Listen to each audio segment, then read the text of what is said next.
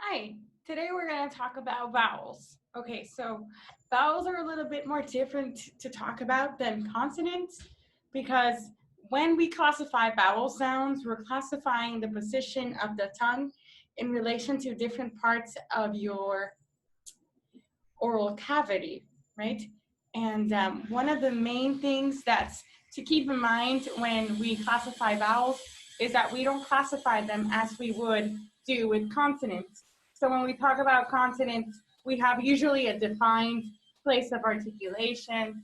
We can usually talk about an observable manner of articulation or something that's quite obvious that your tongue is doing in relation to the rest of your articulators and regions in the mouth. We can also talk about this whole fact of voicelessness and voicing, but all of those things do not cross over to the discussion of vowels. Determining differences between vowels is quite subtle. It's different such that one position of your tongue or a slight change in the position of the tongue can result in a different vowel quality altogether. And also, when vowels are produced, there's no closure or anything like that. So we don't really talk about place of articulation. We talk about regions of the tongue in your mouth, and that's exactly what is represented in the phonetician's diagram that it stands for the vowels of the languages of the world, but specifically the one that I have behind me stands for English vowels. Okay, so typically in your vowel diagram, phonetic vowel diagram, in your phonetic vowel diagram, you have information of tongue height. So the height that your tongue is adopting in your mouth as it produces that vowel sound. So in height, it's represented in your y-axis or vertically. So it goes from high to low. So high, mid, low. So most vowel diagrams have this information of high, mid, and low. But if you're dealing with a more specific vowel diagram, they'll also have mid-high and mid-low. Okay? So we talk about the height of the tongue, but we also talk about the relative frontness or backness of your tongue. So the position of your tongue, whether it's closest to your lips in the front of your oral cavity, or whether it's more towards the back, approaching the velum in that region. So more towards the back of your vocal tract. So that's represented in your y-axis. This relative frontness and backness when you produce a vowel sound. Okay, so it's represented with the following labels: front, central, back. So once you have this this diagram that stands for the different regions of your mouth, then we are free to classify where we produce our vowel sounds for for the languages of the world, or for our specific case, English language. So in our book, we talk, there's a discussion of the cardinal vowels. To help with identifying vowels of different languages, phoneticians use a series of reference vowels or reference points called the cardinal vowels, cardinal vowels, with which to compare all of the other vowel sounds that occur. So for the English language, the cardinal vowels are 4 vowels produced at each extreme of the vowel diagram. So phoneticians make use of 4 cardinal vowels for the English language when they're referring to reference points. So the 4 cardinal vowels for English are as follows. They're E in fleece, which occurs at the high frontis position. It's A in trap, which occurs at the low front position. So these are reference points, right, that represent the extreme points of articulation of vowels in your mouth. It's oo, which is high back in goose, and it's ah in lot, which is low back. Okay, so these are the 4 cardinal points that phoneticians use to guide themselves in understanding someone's vocal tract and the shape of their vocal tract and where they produced vowel sounds corresponding to their uniqueness of the most high front position they can produce, the low front, low back, and high back. So these are reference points. So we said that we distinguish between height and frontness and backness, and we said that there's 4 different points of extremes or cardinal vowels, reference points. So what else do we need to know about our vowel diagram?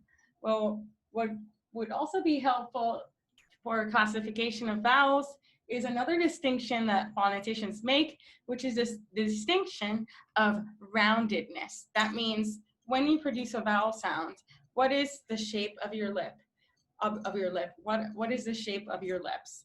Are your lips forming a sort of O or a round shape, or are they widespread? So consider when you say the vowel in fleece, right? Your lips are widespread. Now consider the shape of your lips when you say goose, oos. Your lips are rounded, okay? So in the English language, there are 4 rounded vowels. So 4 vowels that we produce by this roundingness of our lips. So these are the following. They are circled in the vowel diagram. So goose, put, goat, and ba, ah.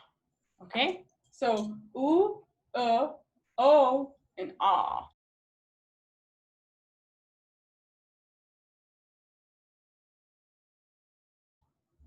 All of those 4 vowels are rounded. Everything else that's not circled in a diagram is unrounded. Okay? So we classify vowels in terms of height, frontness, and backness to the mouth, right? Roundedness. What else? We also classify vowels in terms of 2 terms that I'm going to write down that are known as tenseness and laxness. What is tense and lax? So when we refer to tense and lax, we're referring to the muscular effort that you do when producing a vowel sound. So are you producing more of a muscular effort in your highest front position E, right?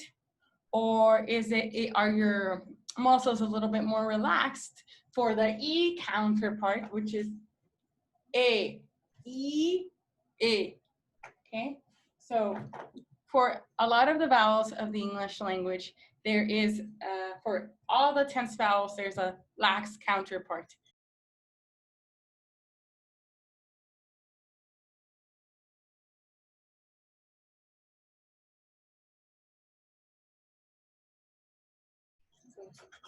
E, A. So E is tense, A is lax. A is tense, is lax. U is tense, is lax. O is tense, and is lax. So for 4 of the English vowels, we can classify them in terms of relative muscular effort. Whereas one of the counterparts is tense or produced with a lot of muscular effort. The other one is lax, where your articulators are more relaxed.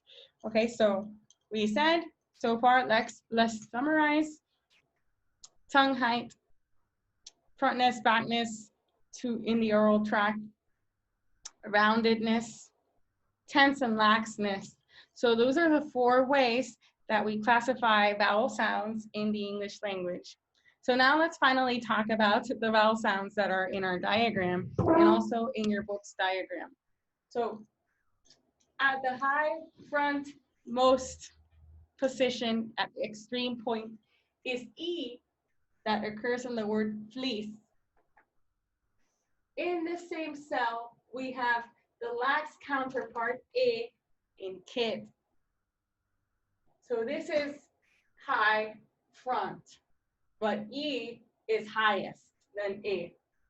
Okay? So also in a high position, so your tongue is in a high position, but let's say that the position of your tongue is high but back towards the back of your oral tract. Oo in goose, in put is produced in the back, but your tongue is high when it's producing it. So then we have mid position. So in your mid front position, you have the Spanish A, which occurs in English in a diphthong. So you can find the A of Spanish in an English diphthong, such as A. So in the first part of a diphthong. Face, A, face, okay? So this occurs in a mid-high, so it's almost high, but it's mid position, okay? And then in dress, and then in dress occurs more in a mid position or to mid-low position, in dress. And this is the E that is most found in American English, dress, egg, you know. So that sound is more common. Then we have a, as in the word trap. This occurs in a low front position. So your tongue is lowered, okay? But your tongue is lowered to the front of your mouth, so towards the lips. So, ah. You can even see it like, ah. Okay, I just saw myself, I look super stupid, but whatever. Then you have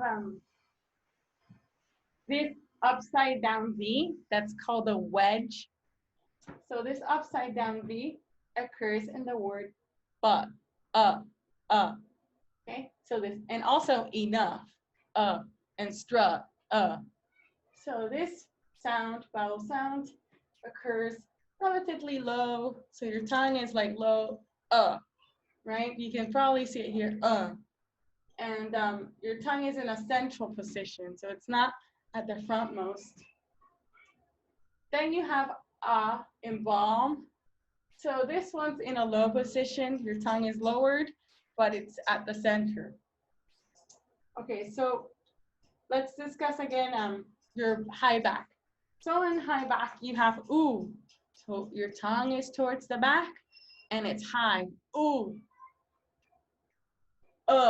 Your tongue is towards the back, and it's high, but lower than oo, which is the high extreme. Then you have O, the Spanish O, that occurs in English only as a diphthong. So like O, that's probably why when you have people that come from abroad that are English speakers and they're producing Spanish sounds, they're like Ola, right? They diphthongize our monophthongs. So our O, they would say O, right? That's because if their O in their language occurs like this, O. So it's the first component of goat. Okay, so O is back and it's mid. So your tongue is towards the back, but it's in mid position. But it's high back. Sorry, it's mid-high, but it's mid-high. And it's towards the back. And then you have the O counterpart, which is O, in bod, right? So this one is back, but it's lower than O, but it still occurs in mid position. So it's mid back or maybe mid low back, okay? And notice how all of these are rounded. So those here, these are the rounded vowels. And then we have in law, right? So this one is, again, as we said, is a cardinal point. and occurs in low, so your tongue is low, and it's back. Ah, okay? So it represents the extreme of a low back vowel. So altogether, these are the vowel sounds that you find in English. And let's not forget your mid-central vowels. So mid-central, from about, or in the, okay? So this vowel is also called the schwa. Schwa. It's a famous vowel because a lot of people tend to say that it's the one that's produced when your mouth is most at ease, most relaxed, and it's considered a neutral vowel sound. So basically, anytime, usually if in a word there is an unstressed syllable, oftentimes in that unstressed syllable. So you know how in Spanish we have stressed syllables and unstressed syllables. So a lot of the times in English, if there's a syllable that is unstressed, chances are it could have a schwa vowel. So it's when when your mouth is relaxed, producing a vowel sound. So you can also find it in function words like the. So an example of a schwa, so like here in about has two syllables, about. So bout is the stressed bit and is the beginning, so it's unstressed, and it's also produced with a schwa. Everything is relaxed. Try saying it out loud. Next to is okay? So it's kind of like a schwa, but not quite. It has a little squiggly line attached to it. Another way of spelling this would be with an epsilon, reversed epsilon and a squiggle. So it's like an sound. So like in the word father or heard, those words, you would find that schwa with the squiggle because the R, the following retroflex, the following R is having an effect on the vowel sound such that it creates a new vowel sound. And that's how it's represented. So this is and this is okay? And those are the vowels of the English language.